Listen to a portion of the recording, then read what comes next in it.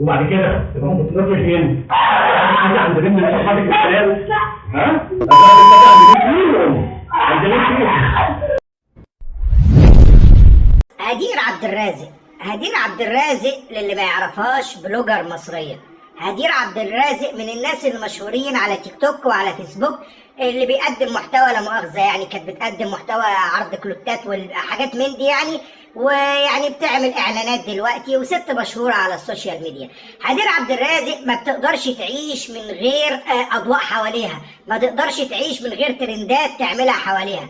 هدير عبد الرازق متعددة العلاقات ومتعددة الزيجات اللي احنا ما نعرفش عددها قد ايه، ناس كبيرة في السن وناس مرموقة وناس مش معروفة وناس يعني ما حدش عارف، متعددة الزيجات.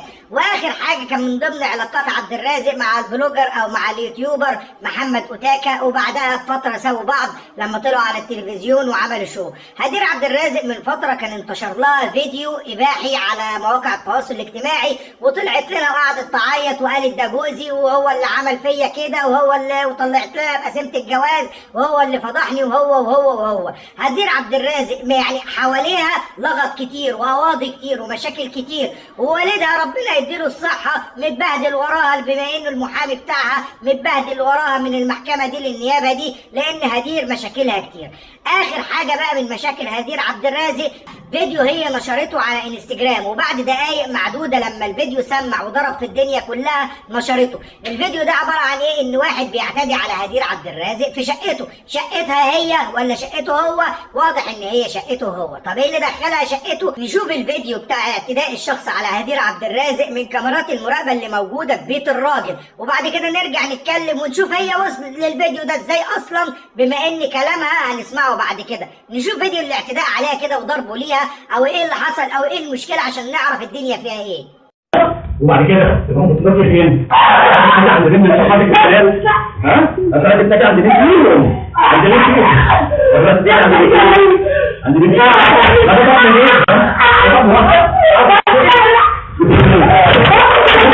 ما هي مالهاش مشكله بس وعشان بقى ايه؟ اثنين ماشي؟ ولما انت بتبني ايه؟ بتهون عليك بتبني حاجه اسمها حتى هو هيتفرج، حتى هو ها؟ ما هو مش هيعمل كده كويس، بس محمد بيجي يكتب على ده.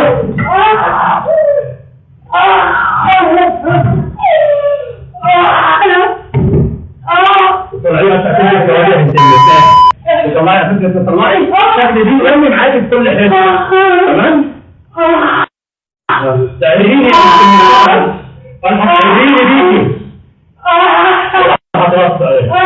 يا بنت الشباب.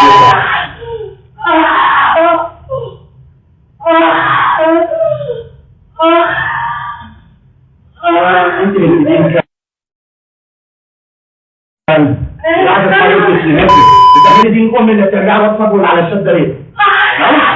رد على دين ام. لما انت الاخت الشرماطي بتعمليهم على دين ام ليه؟ طبعا زي ما حضراتكم شفت الفيديو عبارة عن شد وجذب ما بين الاتنين، ويمكن هو اللي اكتر بيضربها، بس احنا مش فاهمين حاجة غير ان هدير عبد الرازق بتحشرك بصوتها وخلاص على كده.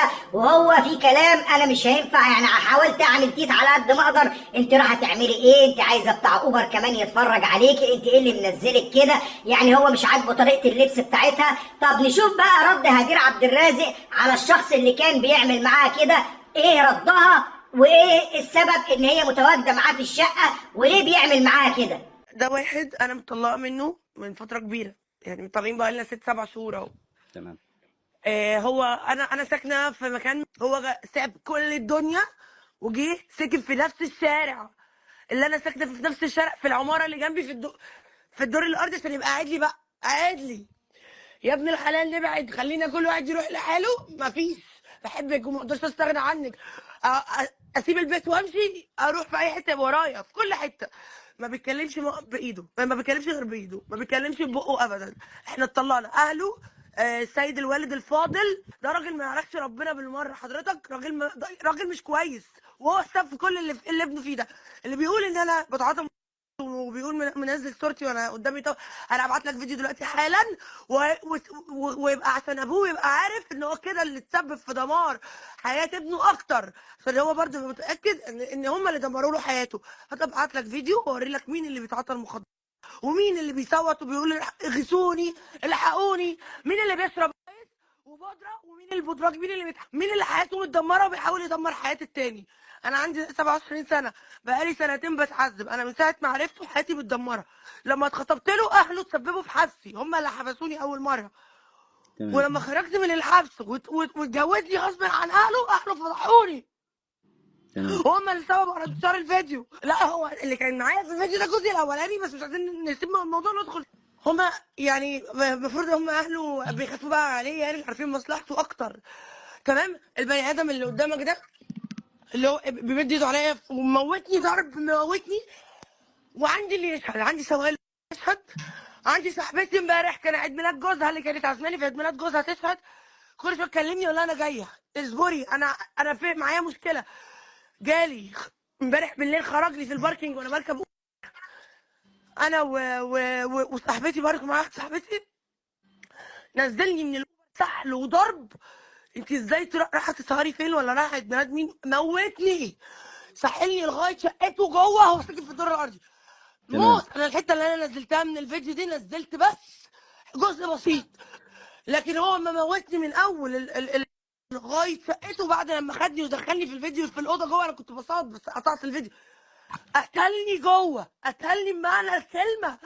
كلامه وقله ادب هو بيشرب هنا ودماغه بقى تقلب من هنا، هزير هزير هزير، عامله له تخلف في دماغه. اتصلت باخوه الكبير امبارح وقعدت اصوت الحقوني، وقعدت اتصل بوالده ووالدته يجوا ينقذوني، ما بيردوش عليا. فضل ورايا لغايه لما قتلني حرفيا. بقى جسمي كله متقطع، انا جسمي كله بايظ. شهر ايه وراح تسهري فين وعيد ميلاد ايه وازاي لابسه كده؟ طب انت مالك؟ انا ولا مراتك ولا في بيني وبينك حاجه، حياتي اتدمرت، نكستني وفي حياتي بمعنى الكلمه. وانا لا بشرب مخدرات ولا ليا فيها، وفي تحليلات معامل التحليل في اي بثلاثه تعريفه دي تثبت مين فينا وانا هبعت لحضرتك ازاي بقى اردوم هم عملوا فيا، عشان انا مش هسيب حق لمراتي. فيديو وهو الباشا قاعد ماسك هو اللي مدمن وهو اللي بيتعاطى مش انا.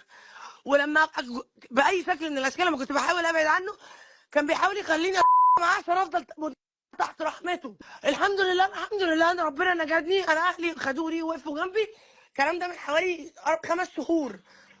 هو اهله خدوه ودوه مصحه، اتسحن راح مصحه، ولسه خرج شرب تاني. يعني هو لما خرج شرب تاني، تمام. ده كاس تاني. الفيديو ده كان في شقتك انت ولا شقته هو؟ شقته هو جه ساكن في الدور الارضي في العماره اللي جنبي. انا عماره مثلا 40، هو ساكن في عماره 41. هو لسه واخد الشقه جديده تمام. في الدور الارضي علشان يبقى قاعد لي في الطلعه وفي النازله. وانا نازله امبارح بالليل رايحه العيد ميلاد، جه جابني سحل من لغايه شقته جوه في الدور الارضي وموتني ضرب. تمام، فهمت.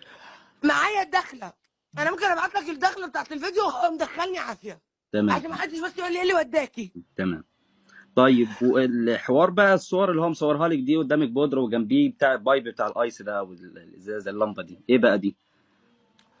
هو اللي انا حكيته ده كله ما لا سمعتوش؟ يعني بس يبقى عشان الصوره اللي انتشرت تردي بس على الناس على الحته دي بتوعه هم يعني ولا؟ الحاجه دي بتاعته هو، مش بتاعتي انا.